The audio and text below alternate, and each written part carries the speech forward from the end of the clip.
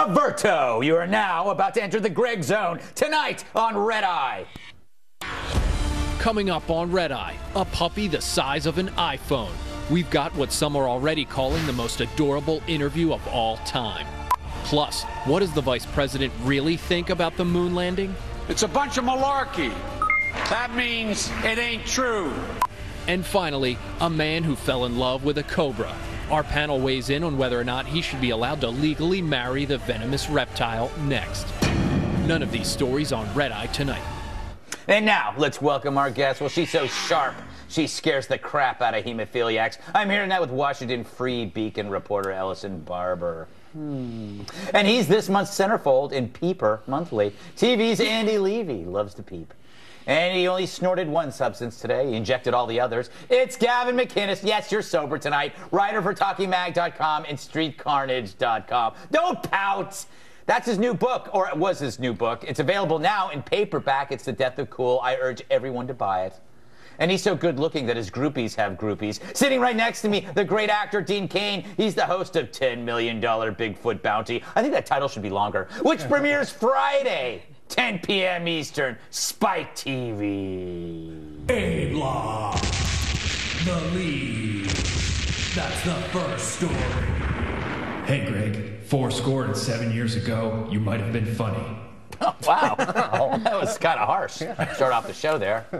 Guy who's just been fired. The dictator's tool lost his cool. Dennis Rodman freaked out in an interview when asked if he would speak up for an Asian imprisoned in North Korea while visiting Kim Jong-un. The ex-NBAer who's in Pyongyang to play a basketball game for the sinister bag's birthday was asked on CNN about Kenneth Bay, who was jailed for alleged hostile acts against the country. If you understand what Kenneth Bay did, yeah. Do you understand what he did? What did he do? You tell me. Country. You tell me. What did he do? And no. You tell me. You tell me. Why is he held captive? They haven't released any charges. Wow. Then Dennis went menace. No. I'm just saying. No, I don't give a what the. I'm gonna rat's ass what the hell you think. I'm saying to you. Look at these guys here. Look at them. Yeah, but listen, ain't no shield. I got it. Let me do this. Really, I'm gonna tell you one thing. People around the world, I'm gonna do one thing. You're a guy behind the mic right now. We are the guys here doing one thing. We have to go back to America and take the abuse. Do you have to take the abuse? Well, we're gonna take it. Do you, sir? Let me know. Are you gonna take that abuse? We're gonna get it. Well, it's a little unclear what the hell he was saying. Not all of us speak Rodman. But thankfully, we got a hold of a translated version. Let me do this. Really, I'm gonna tell you one thing. People around the world, I'm gonna do one thing. You're a guy behind the mic right now. We are the guys here doing one thing. We have to go back to America and take the abuse. Do you have to take the abuse? Well, we're going to take it. Do you, sir? Let me know. Are you going to take the abuse? We're going to get it. But guess what, though? One day. See? It makes perfect sense. Yeah. I sit corrected. Dean, is this diplomacy or derangement or a bit of both? Look, Greg, you're the guy behind the mic right now, okay? Yes. You are. I'm going to tell you one thing. So one thing, okay? Yes. So I have to go back and I have to take this abuse. That is true. Okay? Yes. I'd like to abuse you. Yeah, and one day. Yes. You will. I will. Well, that broke my heart. Gavin, you speak nonsense. What was Rodman saying, and do you agree with the point he was making? I think he was being very clear. He was saying that you're sitting there behind the microphone and you're being mean to me. Yes. And when I get back, other people are going to be mean to me because it was negligent of me to come here and play basketball for a bunch of money when there's so many human rights violations. I liked it better when you were drinking. You asked for it. No, I didn't. I just said don't get totally wasted before the show. Now look at you. You won't even, like, respond. What? Sorry? All right. No, but can I say one little thing? Yes. Yes. when we have other countries manufacturing stuff that we don't know what they're doing, it's cute when China's making toys or things or little, you know, toy cars. That's fine. But when you get into more important stuff like parts for planes or pharmaceuticals, we can't trust these places. And North Korea is just a crappy China. Right. And we've seen how bad their pharmaceuticals are. Like, that was Adderall and Xanax. And they were obviously, the dosages were way off, and they were way too intense. If that was here, you know, we would have had a much better high. Yeah. And I think that was sort of a wake-up call. Oh my God, these guys cannot make drugs. It's even worse than that because those were North Korean Quaaludes.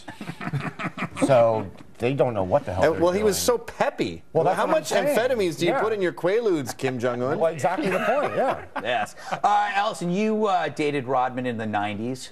I think you were only 15, though. What should he have spoken about Kenneth Bay the way he did? He sounded like he knew something we didn't. We probably shouldn't be speaking about anything, but I love him going to North Korea just in general because obviously I don't really like that he's gallivanting around with a murderous dictator. That's not ideal, but I do like the fact that there's people in the world somewhere that Dennis Rodman is their only representation of an American. And I think that is hilarious. Can you imagine if your country was going to tell you, like all the propaganda that North Korea has, like they drink, one video is like they drink coffee that's made from filtered snow. I'd be like, I bet they do. If Dennis Rodman was all I knew, I'd be like, woo, that plays. So I do kind of like that there's some poor little North Korean that's like, God, Americans. Americans that are is great. them. But there must be some North Koreans going, if that's what they're like, why don't we just conquer them tomorrow? Exactly. This is I so think there's easy. probably some that are saying that. And I think that's probably the case. Let's go in with sticks. But it just reminds me of like Muammar Gaddafi, you know?